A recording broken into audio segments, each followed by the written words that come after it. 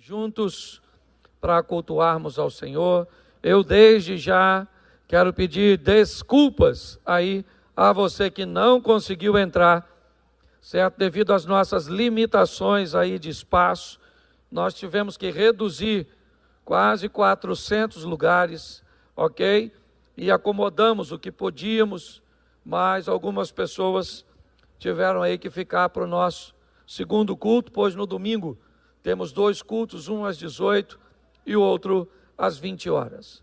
Na próxima quarta-feira, coloca aí, nós temos o nosso Manhã com Deus, o nosso trabalho de oração, todas as quartas, às 9 da manhã, e vai estar conosco o pastor Elielson Miranda.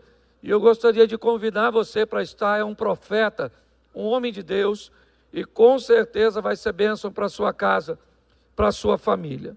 Na quarta-feira à noite, nós temos aí a quarta-feira da vitória, e quem vai estar pregando no próximo culto da quarta é o pastor Elvis Breves, certo?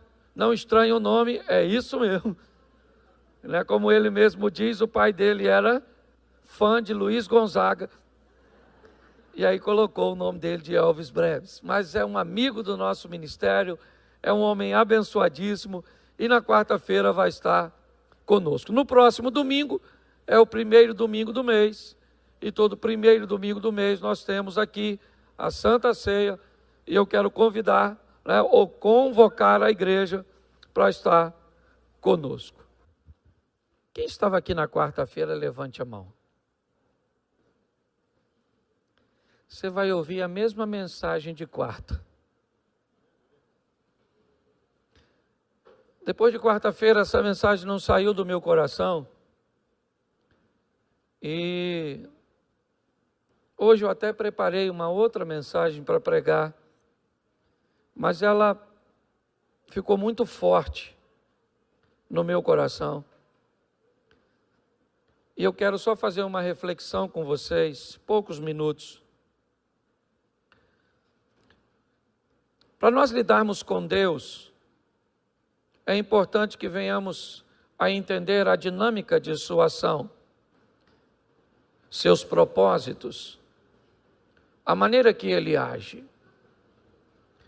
Uma das coisas que precisa ser vista com muita sabedoria é a particularidade, é a individualidade cuja qual Deus nos trata. A palavra indivíduo coloca sobre nós qualidades incomparáveis, inconfundíveis. Coisas em nós como impressão digital, com a nossa íris do globo ocular, coisas que apesar de tantos milhões de pessoas na face da terra, isso é algo somente nosso. E até mesmo nós que temos comportamentos e personalidades que se identificam, inevitavelmente, nós reagimos de forma diferente, dependendo do momento que nós estamos enfrentando. Quando nós vamos lidar com Deus, duas coisas têm que ser vistas. Primeiro, que Deus quer nos proteger do diabo e de sua semente. Às vezes nos proteger do diabo é mais fácil. Eu costumo dizer que se alguém tem um comportamento ou age de uma certa forma porque tem demônios, é fácil. Você expulsa o demônio, a vida da pessoa conserta. O problema é quando a pessoa tem uma vida toda bagunçada e não tem demônio. Aí você, como é que você faz para resolver? Expulsa ela dela mesma? Suas escolhas, a maneira que ela resolveu, viver, acaba sendo tóxica, danosa. Tem pessoas que passam grande parte de sua vida consertando erros do passado, ao invés de estar empreendendo futuro. Tempos que deveriam ser de felicidades, são de busca de conquistas do perdão de seu cônjuge, de seus pais. Períodos que deveriam ser de tranquilidade são extremamente cansativos para se quitar dívidas e situações que aconteceram lá atrás. Boa parte das pessoas anda extremamente cansada, porque Deus criou uma lei de semeadura, dizendo que tudo aquilo que o homem semear, isso também ele ceifará. Entendendo que a semeadura, ela é opcional, mas a colheita, ela é obrigatória. Eu escolho o que eu planto, mas não tenho o direito de escolher o que eu colho. É muito importante nós olharmos para a vida com um pouco mais de cautela, com um pouco mais de cuidado. Porque senão vamos perder numa vida, vamos dizer aí, com média de 80 anos. Se você perder 8 anos resolvendo um problema, você já jogou fora 10% de sua vida. Se você levar em consideração que dos 80 anos que você viveu, aproximadamente, quase 27, 26 e alguma coisa, você passou dormindo, um terço. Nós vamos ver que isso é bastante delicado. Quando nós vamos lidar com Deus, Ele vai trabalhar sobre duas óticas. A graça, que é o favor que nós não merecemos, combinado com o arrependimento, que é o encontro com aquilo que eu fiz de errado, o desejo de não mais fazê-lo e banir esse comportamento ou essa atividade da minha vida. Quando eu vou olhar para isso, eu vou descobrir que Cristo vai trabalhar com transformação. O que Ele vai fazer é transformar vidas, para que essas vidas transformadas inspirem outras vidas a se transformarem também. Você pode ser até ateu, você pode ser cético, mas uma coisa você há de concordar comigo. Um homem pisou nesta terra, chamou 12 homens para andar consigo e virou essa terra de cabeça para baixo. 12 homens instruídos compraram uma ideia, vestiram a camisa do Evangelho, e isso se tornou tão poderoso que a história é contada antes dele e depois dele. Se a transformação é o que nós vamos ver, não se preocupe com o passado das pessoas. Nós aqui não podemos mudar passados. Aqui eu não posso consertar um divórcio que aconteceu. Aqui eu não posso consertar uma mágoa que alguém te fez. Nós não temos poder sobre o passado neste lugar.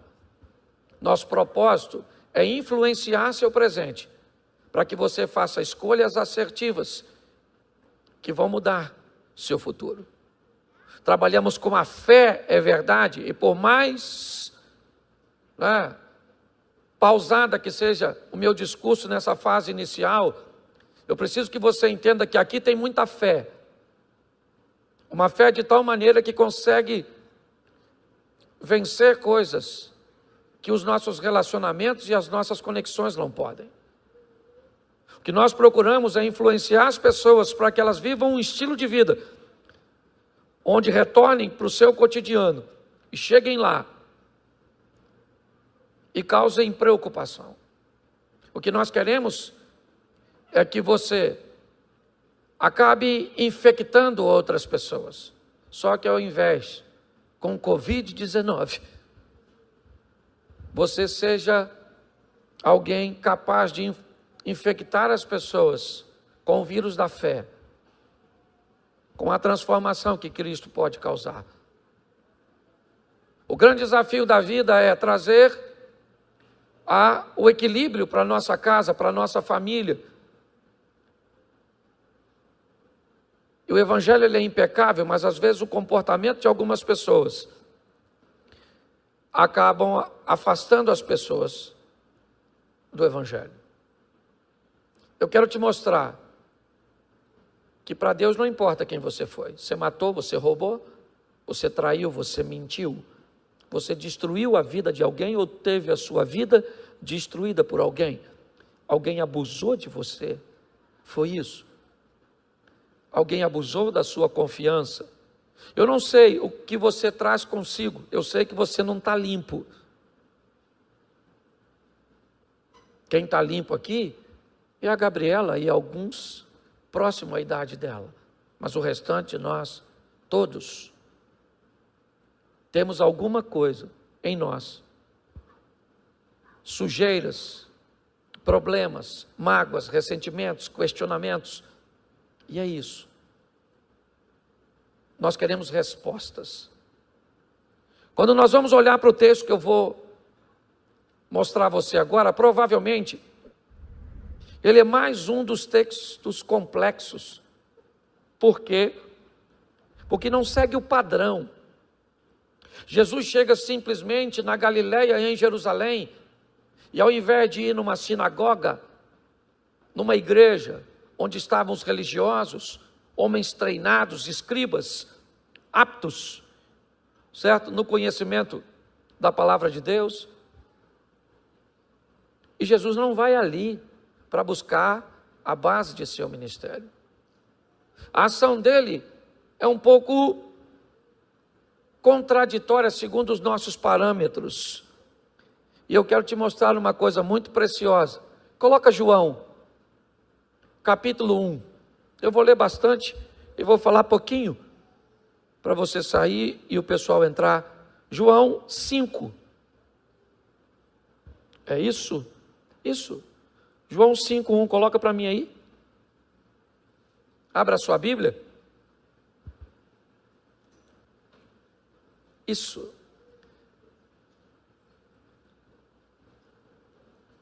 Perdão, é Marcos 5.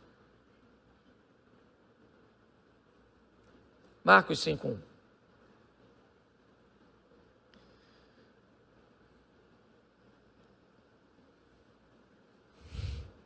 Eu acho que eu estou nervoso. Bota a partir do 35. 4:35. Marcos 4:35. E aí nós vamos entrar no 1, que eu já estou entrando direto na história, sem mostrar para vocês o contexto. Marcos capítulo 4, verso 35. E naquele dia, sendo já tarde, disse-lhes: passemos para outra banda. E os discípulos, deixando a multidão, levaram consigo assim como estava no barco, mas havia também com ele outros barquinhos. Levantou-se um grande temporal de vento, de maneira que as ondas subiam sobre o barco, e ele já se enchia, e ele estava deitado sobre uma almofada, despertaram, dizendo: mestre, mestre, não se te dá que pereçamos? E ele, despertando, disse ao vento: cala-te, disse o mar: aquieta-te. E o vento se aquietou, e houve grande bonança. E disse: por que sois tão tímidos? Ainda não tendes fé? E sentiram um grande temor, e diziam uns aos outros: mas quem é este que até o vento e o mar lhe obedece? Versículo 1 do capítulo 5. Agora sim, e chegaram na outra banda, na província dos Gadarenos. Feche os seus olhos agora, e não feche a sua Bíblia. Senhor nosso Deus e Pai, em nome de Jesus, eis aqui a Tua palavra, continua falando conosco, usa-me como um canal de bênção nessa hora, em nome de Jesus, amém, glória a Deus, amém? Preste atenção, Jesus está saindo para o lado leste do mar da Galileia, um território pagão, Decápolis, as 10 cidades pagãs, lá não tinha comida para os judeus, o porco que o judeu não criava e não comia, é elementos além, certo, de estar na gastronomia daquela região, ainda é usado para sacrifício a deuses pagãos. Jesus pega seus discípulos e vai levar para esse ambiente, e a pergunta é: o que ele quer lá? O que Jesus está querendo ao conduzir seus discípulos àquele lugar? Eles eram judeus, eles não gostavam de se misturar com gentios, com estranhos, ultra, mega, super seletivos. Quando nós olhamos para isso, O que é que Jesus está querendo fazer no local onde só tem pecador? Com uma turma com a mente altamente fechada. Jesus não tem nenhum candidato para ficar em Decápolis, para abrir um ponto de pregação, uma igreja, uma base evangelística, uma célula. Será que Jesus vai fazer apenas uma viagem rápida ao outro lado? Mas o que é que ele está pensando em fazer? Os discípulos entram no barco confusos, enfrentam uma tempestade, enfrentam a incredulidade dos discípulos. Quando nós olhamos para a oposição enfrentada pelo barco, nós já podemos ter mais ou menos noção de que para o sistema está sendo de confronto para impedir o barco chegar do outro lado, é porque algo grande vai acontecer do lado de lá. Os discípulos não têm ciência, mas eles entram, enfrentam uma tempestade no caminho, pensam que o barco vai afundar, Jesus está dormindo, depois você lê. E o que é que ele quer hoje, principalmente aí na garotada mais nova, é a palavra influência. Vamos pegar hoje pessoas que ganharam muito dinheiro, que se tornaram influencers na rede social. Felipe Neto. Aqui não está em jogo se o conteúdo é bom ou ruim. Só estou dando a informação. O Whindersson Nunes e tantos outros influencers. Pessoas que estão ganhando dinheiro, influenciando pessoas. Quando eu olho para isso, me parece que Jesus já usava isso há muito tempo. Procurar os influentes para mudar a vida dessas pessoas. Para fazer com que alguém de influência utilize dessa influência para expandir o reino dos céus no ambiente que ele está inserido. O problema é quem Jesus vai tomar por candidato numa cidade pagã. Quem? Se nenhum de seus discípulos são qualificados para ficar naquele ambiente, o que Jesus vai fazer para arrumar alguém para liderar uma equipe naquele território? Nenhum dos seus 12 quer ficar lá. Talvez se fosse eu ou você, procuraríamos alguém mais religioso, alguém que já tivesse um perfil adequado para desempenhar a função. Pois é. Pastor, o que você está querendo dizer? Eu estou querendo dizer uma coisa muito simples para já adiantar. Você tem uma rede de influência que Deus está querendo alcançar. E para Ele alcançar uma rede de influência que é sua, Ele está querendo usar você. E para Ele usar você, Ele precisa transformar a sua vida. É assim que funciona. Um evangelho que para em você, ele é pobre. Um evangelho que continua após a sua conversão, ele é vivo. E é assim que funciona. Deus está de olho nos seus familiares, nos seus amigos, nos seus funcionários, no seu network, na sua rede de relacionamento. Ele quer alcançar. Usando quem? Você. Porque você é capaz de alcançar pessoas que eu não sou. Por que é que você acha que tem uma igreja que bota véu na cabeça e a gente não bota? Por que é que você acha que tem igreja que fala língua estranha e tem outra igreja que acha estranho falar língua estranha?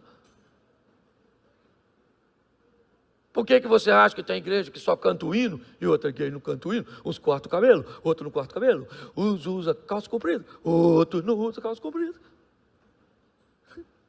Porque quem usa calça comprida tem que ir para o céu, sim ou não? Sim ou não? E quem usa saia? E quem corta o cabelo? E quem não corta o cabelo? E quem acha estranho falar língua estranha? E quem fala língua estranha? Então tem que ter gente para alcançar todo mundo. Então pare, ninguém pergunta por que na rua tem tanto boteco. Por que tem um boteco ali e o outro ali? Ninguém pergunta, agora todo mundo quer saber porque tem um montão de igreja. Porque tem gente de tudo quanto é gente. Louvado seja Deus, que é para ninguém ir para o inferno. Mas tem uns teimosos que vão. Você está rindo, mas é sério. Então preste atenção nisso aqui. Os discípulos acabaram de chegar, eles estão assustados, quase morreram afogados, não estão entendendo o que estão fazendo ali. Quando ele acaba de chegar com o barco, sai um camarada correndo na direção deles. O cara está todo machucado, gritando e pelado. Pensa na visão do inferno. Aquele cara correndo, peladão. E o discípulo deve estar pensando: gente, nem me refiz do susto que levei. E lá vem outro. A última coisa que eles pensariam é que Jesus está ali por causa daquele cara. Por quê? Porque ninguém estaria. Esse é o problema. O modelo que nos ensinaram muitas vezes, quando nós nos deparamos com alguém que não segue o protocolo, que não está dentro do sistema, da caixinha. Se o cara está bêbado, se ele está vestido de mulher, se ele está armado, se ele é violento, se ele é um drogado, se ele é um tatuado, se está cheio de piercing, se não tomou banho, se não cumpre o protocolo, provavelmente Jesus não tem nada a ver com ele. Nós vamos precisar romper com alguns paradigmas, porque tem muita gente que faz parte do nosso circuito, do nosso caminho, da nossa jornada, e que está precisando de nós para conhecer Jesus. Posso ouvir um amém? Não dê ninguém por perdido, porque para Jesus não tem. Ele pode salvar qualquer pessoa. Só cuidado com a sua medida, porque talvez o impossível não está no que ele pode fazer na vida do outro, mas o impossível está sendo visto por falta da intimidade que você tem com ele. É só isso. Aquele camarada vem na direção, nu, ferido, louco. E Jesus quer ele. Por quê? Porque naquela época não tinha rede social. Lembra do influencer? Você sabe quem era um dos maiores influencers daquela época? O pelado. Porque todo mundo sabia. Conhece o maluco? Aquele que anda pelado aí atacando os outros? Conheço. Todo mundo sabia quem o camarada era. Sim ou não? Ele era pop. Se a popularidade dele é negativa, isso não é problema nosso. Porque o negativo na mão de Deus toma uma dimensão que você nem possa imaginar. Quando nós olhamos para esse ambiente, lá vem o cara pelado. E todo mundo achando: nossa, confusão, que azar que Jesus deu, acabou de chegar. Lá vem. Quando o camarada vem, ele já olha para Jesus e diz: o que tenho eu contigo, filho do Altíssimo, para você vir me perturbar? Jesus falou: como é que é seu nome? Ele falou: meu nome é Legião, porque nós somos um montão. Jesus falou: não quero saber a quantidade, sai dele agora. Sai dele, deixe ele vazio, saia. Porque preste atenção, Jesus só precisa de uma coisa para mudar a sua vida: que você se esvazie. Só uma coisa. Se você se esvaziar de você mesmo, de suas mazelas, de suas preocupações, de seus traumas, romper com seus paradigmas e abrir seu coração, você vai ver que não interessa seu passado. É a história do azeite se multiplicando e enchendo os vasos. O profeta disse para a mulher: pega vasos emprestados dos seus vizinhos, porque a multiplicação de azeite vai vir a partir deste vaso. Mas o que tinha no vaso anteriormente não interessa. Se o vaso tinha cachaça, se o vaso tinha cocaína, se o vaso tinha uma vida totalmente oposta, não interessa o cheiro que o vaso veio, porque a hora que Jesus encher o vaso, o passado dele cai por terra e ele está exposto ao novo estilo de vida. Então cuidado com isso. Quando nós olhamos para este homem, ele veio nu, ninguém entende nada. Jesus expulsa os demônios dele. É verdade. E agora este homem está sentado no meio, vestido, em sã consciência, conversando com os seus discípulos. Ou com os discípulos de Jesus. Quando isso acontece, o texto diz que a multidão corre para a cidade e vai avisar todo mundo que alguma coisa aconteceu com o cara que andava pelado. Alguma coisa aconteceu na vida daquele camarada. E por ele ser popular, todo mundo quer dar uma olhada nele. Quer ver o que aconteceu. Por quê? Porque todo mundo sabe quem ele é. É claro para todo mundo que ele não vale nada. Ou pelo menos não valia. Você quer trocar o rótulo e colocar isso na atualidade? É fácil. Ele não tinha nem nome. Ele é o gadareno, o nu, o louco, o maluco. O perigo para a sociedade. É isso que ele é. Você quer trocar o nome? É fácil. É só tirar o de alguma pessoa que só fica fofoqueira. É só tirar o de alguma pessoa que só fica caloteiro, só fica mentiroso, só fica grosso, traidor, adúltero, vadia. É isso. Dependendo do que tira, o que sobra é um gay, um homossexual. É isso. O que as pessoas fazem é simplesmente rotularem outras numa linha ultra, mega, super pejorativa. O que nós estamos olhando é para um homem que todo mundo dava a ele como perdido, mas o amor de Deus chegou para aquele homem na pessoa de Cristo Jesus. Mas não é fácil. Você acha que um banho, uma roupinha limpa e a perda de um mau cheiro é o suficiente? Não é não.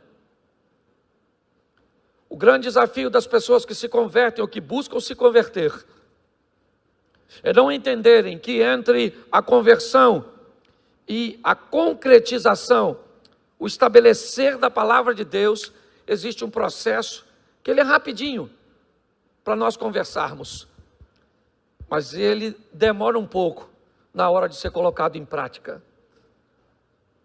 Agora todo mundo que olha para ele, quem é aquele? Aquele é o cara que andava pelado, mas agora está vestido. É o louco que andava gritando, mas agora está falando baixo. Nossa, é ele mesmo? É. Mas e aí? É só isso? Não. Porque deixa eu te falar uma coisa. Se Jesus vai mudar Decápolis através de um homem, vai ter que dar a esse homem a coisa mais preciosa que um homem tem na vida: crédito, credibilidade. Coisas que as pessoas não gostam de nos dar. Quem aqui já jogou boleba de gude? Levante a mão. Isso. Quando suas bolebinhas acabavam, o que você tinha que fazer? Você fazia o quê? Saía da... Porque os seus créditos acabaram. Talvez seu casamento esteja acabando hoje por falta de crédito. Talvez seus pais não confiam. Meus pais não confiam em mim, não me deixam em lugar nenhum, não me deixam fazer nada. Por que que não deixa? Porque você acabou com os créditos que você tinha. Por que é que nenhuma instituição bancária oferece crédito para a sua empresa? Porque você não tem crédito. Você pegou o que você tinha e jogou fora. Quando nós olhamos para isso aqui, nós vamos descobrir, se eu quero viver com Jesus, eu vou ter que entender que muitas vezes eu acabei com os meus créditos. Mas ele vai me emprestar aquelas 3 bolebinhas que me coloca de volta na brincadeira. que me dá a oportunidade de tentar novamente. Por isso que o nome da igreja é Recomeçar. De fazer novamente, mas agora de uma forma assertiva. Fazendo um reposicionamento. Trazendo para si um estilo de vida equilibrado. Porque muita gente não consegue prosseguir na sua caminhada, porque acha que entrou, levantou a mão, e agora todo mundo na sua casa vai olhar com você. Nossa, você traía, aí chega em casa depois do culto, veio aqui e aceitou Jesus. Mulher! Ela fala, aceitei Jesus. Ele te aceitou? Você aceitar ele é fácil. Difícil é ele te aceitar sabendo quem você é. Agora eu sou um novo homem. A mulher olha e diz, por enquanto só você acredita nisso. Porque você vai precisar retomar a credibilidade novamente. Se você quer ter uma caminhada com Deus segura, firme, aprenda que para andar com Deus você tem que ter crédito, tem que ter moral, melhor dizendo. Hoje nós ouvimos falar muito, porque isso é uma falta de ética, é falta de moral. Resumindo, a grosso modo, ética é saber que está errado, moral é não cometer o erro. Hoje está assim de gente que tem muita ética, mas não tem moral nenhuma. O desafio é esse. O indivíduo que tem ética, ele sabe que trair está errado. Mas o indivíduo que tem moral, ele não trai. Quando nós olhamos aqui, o que vemos é que vamos precisar reconstruir. Nós vamos pregar o evangelho para as pessoas, porque a tônica é essa. É expandir o reino, é expor Jesus, é pregar a salvação, é mostrar a beleza do evangelho. Mas quando nós vamos mostrar, o que as pessoas falam normalmente? Tem um cara perto da minha casa, tem alguém na minha família. Sempre alguém traz à tona o descrédito. Sabe? Por isso que a Bíblia diz que Jesus é um rio de água viva. Por quê? Viva. Porque ele arranca a sujeira, como arrancou a de Naamã, e não vai parar nas margens. Ele vai levar embora para o mar do esquecimento. Porque nós sujamos a imagem dele. A verdade é essa. Com o nosso comportamento. Quando eu olho para esse homem, como é que ele vai mudar? Ele vai mudar ganhando um pouquinho de crédito. Por quê? Porque ele já está vestido e não estava. Ele já está tranquilo e não estava. Ele parece que tem um novo estilo de vida. Então, se ele parece, vão para a segunda fase dessa história. A fase da desconfiança.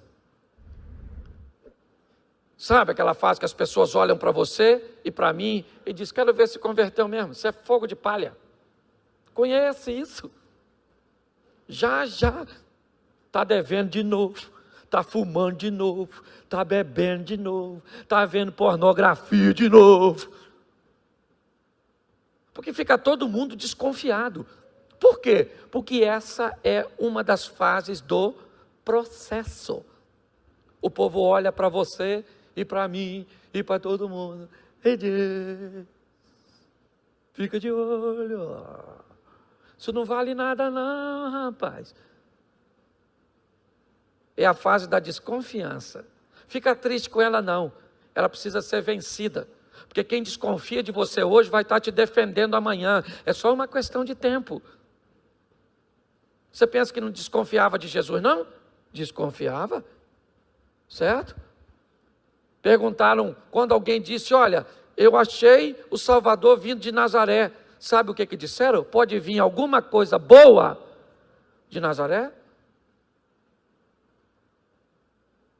Fica todo mundo de olho. Olha, eu não sei se Mélio vai lembrar disso, mas no começo do meu relacionamento com minha mulher, meu comportamento era tão ruim, que meu tio, que me criou como pai, chamou ela e falou para ele não casar comigo.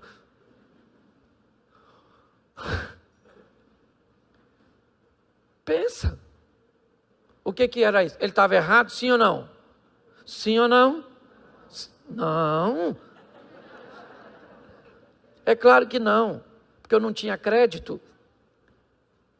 Aí eu me converti, ficou todo mundo na desconfiança. Eu parava num lugar, tinha gente que me chamava para beber. Toma um negócio aí, Cláudio. Não, menino, aceitei Jesus. Agora é Bíblia.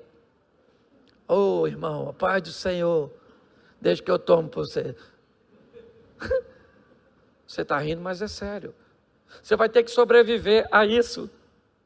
Aquela fase que a senhora ainda usava umas roupinhas assim mais fresquinha. Aí a senhora se converte e não deu para mudar o guarda-roupa. Então a senhora ainda vem para a igreja. Eu falei isso aqui, esse dia eu vi uma irmãzinha na rua da igreja, de longe. Falei, Jesus, é minha ovelha. Mas eu falei, arrancaram a lã dela. A irmãzinha está quase pelada, meu Deus, tem misericórdia. Você está rindo, mas é sério. Hoje ninguém entra pecador 7 horas da noite e sai santo 9 não. Isso é balela. Você tem que acreditar que Deus entrou na sua vida através do Espírito Santo, que a palavra de Deus vai entrar e que é só uma questão de tempo e vão ter que engolir o que estão falando a seu respeito. Mas você tem que dar os votos direito de desconfiança. Olha para tu. Está lá na igreja agora. Rapaz, aqui já saiu com meus amigos tudo. Parecia roleta de ônibus. Agora está na igreja. Pois é, e aí Jesus muda. Mas não queira que as pessoas acreditem nisso de primeira. Porque você vai ter que passar para o terceiro estágio. O estágio da consolidação do tempo. O povo vai ficar de olho em tu. 20 anos depois, eu estou atravessando aquela praça da Mantiqueira. Eu sou nascido e criado nesse lugar. Se Deus me der graça, vou morrer aqui, nesse lugar. Louvado seja o Eterno. Eu amo Xerém. Certo? Fico com raiva quando fala que o Zeca Pagodinho é de Xerém. Porque ele não é, sou eu. O Jorginho não é de Xerém. Ninguém. Estão roubando meu título. Escute, eu amo. Aí eu estou atravessando a rua, 20 e poucos anos depois. Um menino chamado, eu acho que era Vinícius. Quando eu atravessei a rua, que eu cheguei do outro lado, ele olhou para mim e falou assim, tu mudou, hein, Cláudio?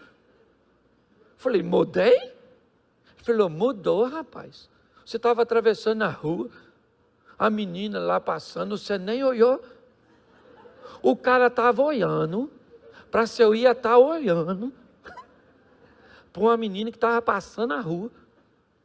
E eu não olhei porque não vi.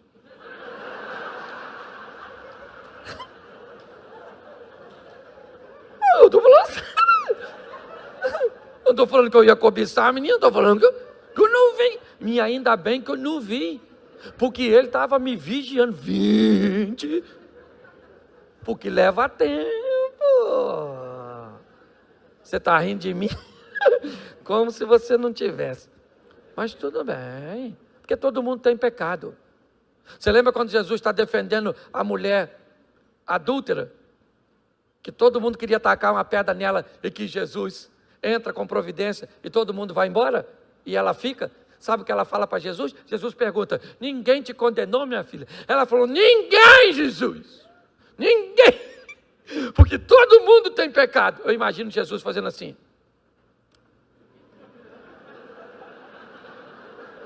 Todo mundo não, fala.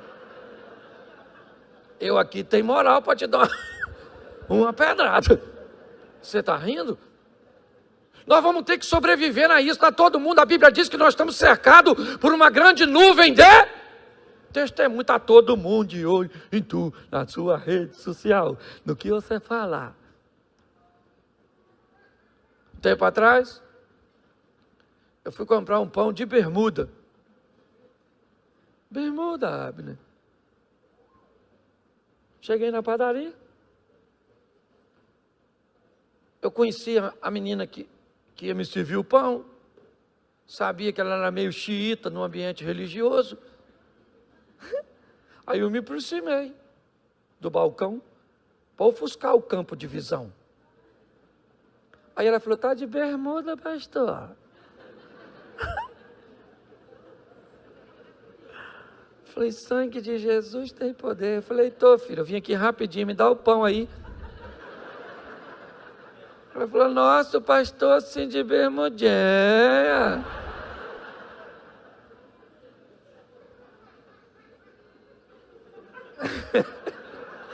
Esse pessoal que ri depois dos outros é o maior barato, né? Escute só. Está todo mundo de olho em você, querido. Se você não quer ser testemunha do Cristo vivo, você tem todo o direito. Mas se for para andar com Ele, vai ter que pagar o preço de levar a Deus a sério. Essa é a grande verdade. Sabe? O tempo vai contar a seu favor. Porque quando você vencer o estágio do tempo, sabe o que acontece? A turma que desconfiava de você e que te perseguia começa a te defender. Hoje, por exemplo, às vezes eu paro ali, lá não vou falar o nome não, para não fazer propaganda. Eu paro ali porque meu primo para ali num boteco. E aí alguém fala assim: e aí, pastor, vai tomar uma? Aí alguém fala: brinca assim com o pastor. Não, rapaz, o pastor não gosta dessa brincadeira não. Eu nem falo nada. Já tem gente me defendendo, antes que me acusava. Lá no seu trabalho, aquelas pessoas que, olha a Bíblia, vai para a igreja, isso aí, com o tempo, sabe o que eles falam? Tem culto lá essa semana? Leva meu nome aí da minha mulher, leva. É ou não é assim? É assim. Depois de um tempo, quando descobre que você realmente vestiu a camisa, fala assim: menino, leva meu nome aí, menino, o nome dos meus filhos. Já estou querendo entregá-los ao Estado Islâmico, esses meninos. Pare e pense. Você começa então a se deparar com os defensores, com aqueles que já viram que você está mudado, está transformado. Gente, eu tenho a minha rede de relacionamento e ela eu vou influenciar. Eu não tenho como influenciar a sua. Quando eu olho para esse camarada, eu vejo quem ele era. Ele era um maluco que andava nu. Mas quando Jesus vai sair dali, ele pede a Jesus: Senhor, me deixa ir com o Senhor. Eu estava morando nos sepulcros, ninguém me dava confiança. Ele disse: não, meu filho, você não vai comigo. Você vai para a sua casa, você vai para os seus, você vai para a sua rede de relacionamento e vai mostrar para eles quão grandes coisas fez o Senhor por você e como Ele teve misericórdia. Você não vai falar para eles, gadareno, não fale para eles, gadareno, porque esse povo já está cheio de palavras, este povo já está cheio de hipocrisia. Pare de falar de amor, gadareno, e ame. Pare de falar de bondade e seja bom. Pare de falar da verdade e viva, porque o povo não aguenta mais palavras. O povo está querendo decisões. Jesus está dizendo: vai para lá, gadareno, e mostra para eles quão grandes coisas eu fiz por você e como eu tive misericórdia de você. E sabe o que é legal de uma rede de relacionamento? É o que o marketing multinível descobriu. É a chave de um bom negócio, se for feito de maneira correta. O que as pessoas fazem hoje no marketing multinível para enganar pessoas, para ludibriar pessoas, é algo extraordinário se usado da forma correta. Porque preste atenção, gadareno, ele vai para a sua rede de relacionamento e expande o evangelho. Mostra para eles, com 1 mês, com 2 meses, com 1 ano, com 2 anos, está ali. E quando ele fez isso com sua rede de relacionamento, Sua rede de relacionamento tinha um braço de relacionamento, que tinha outro braço de relacionamento, e o evangelho foi se espalhando em Decápolis. Pessoas estão sendo transformadas. A história do homem que mudou é verdadeira. Ele mudou de verdade, certo? E quando será que o transformador volta de novo? 2 anos e meio. Marcos 8. No final do capítulo 7, Jesus chega em Decápolis, pelas terras de Tiro e de Sidom. E agora, quando Jesus chega, 4.000 homens, 2 anos e meio depois. Gente, reunir tanta gente naquela época não era tão simples.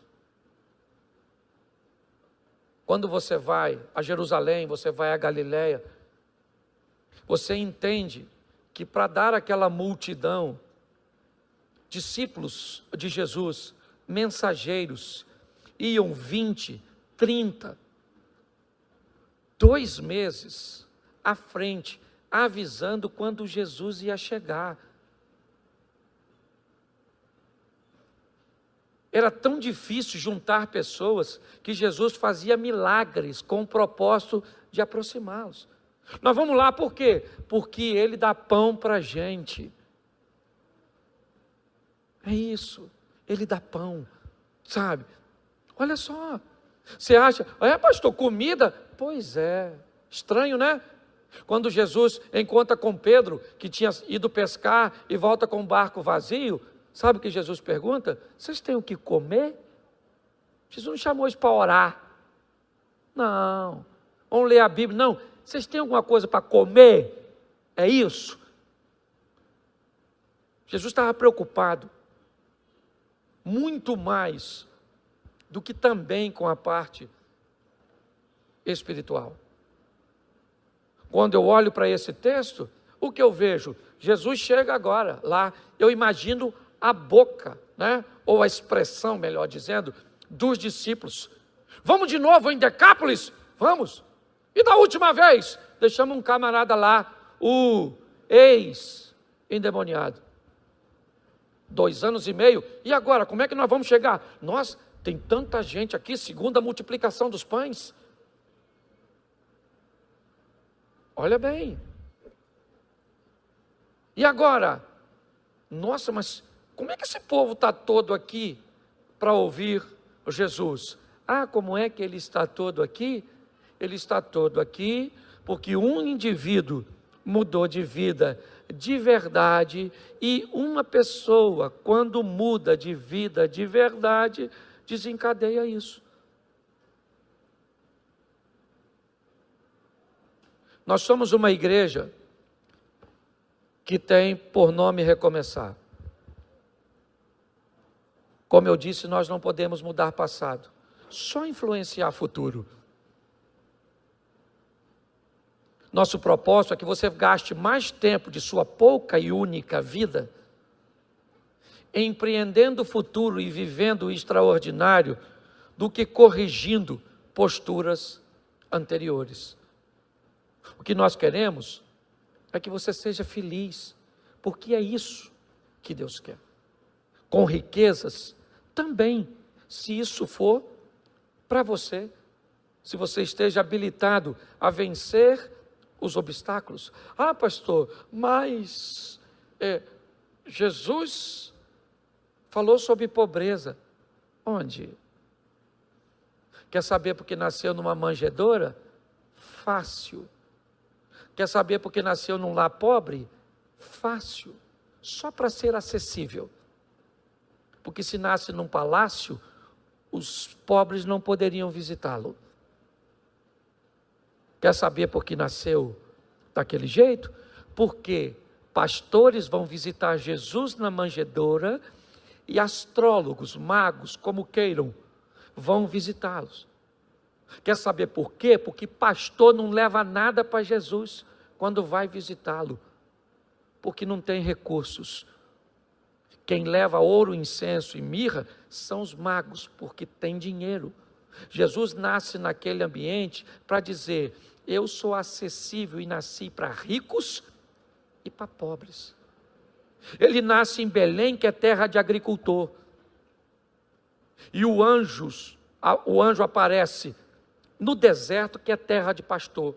O anjo diz para o pastor que está no deserto: vai até Belém visitar o Salvador. Sabe o que é? É pastor visitando agricultor. Terra de pastor, deserto, Belém, terra de agricultor. Lembra quem era pastor? Abel. Lembra quem era agricultor? Caim. Jesus está nascendo para unir aquilo que o pecado separou lá atrás. Nós vamos morar, segundo a Bíblia, não em palafitas no céu, mas em mansões celestiais. Então, cuidado com o que você fala.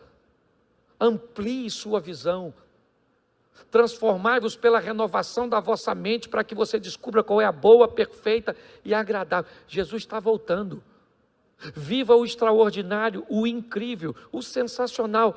Essa é a nossa proposta. Posso ouvir um amém? Eu preciso que você fique de pé. E por favor, saia por trás. Vá embora, não fique para o segundo culto, porque não tem espaço para tu.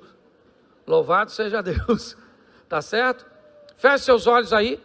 Feche seus olhos. E quando você sair, sai pelas portas de trás, tá bom? Porque o pessoal vai entrar pela lateral aqui. Feche seus olhos. Pai, em nome de Jesus, que essa palavra não se perca e que venhamos nesta noite ter a maturidade de entender que somos responsáveis pela rede de relacionamento que o Senhor nos introduziu. Desperte a nossa mente, o nosso coração a um nível de intimidade, para que possamos trazer para a tua casa, para a tua presença, pessoas que serão influenciadas não pelo nosso conhecimento teórico, mas por uma vida prática, piedosa, cheia do teu Espírito. Que esta seja uma semana extraordinária, uma semana de boas notícias, de bons negócios. Leve o teu povo em paz, guardado por tuas mãos. Que o grande amor de Deus, nosso Pai, a graça de nosso Senhor e Salvador Jesus Cristo e as doces consolações do Santo Espírito de Deus seja para com todo o povo do Senhor, e todos digam: que Deus te abençoe. Sente aqui você da frente.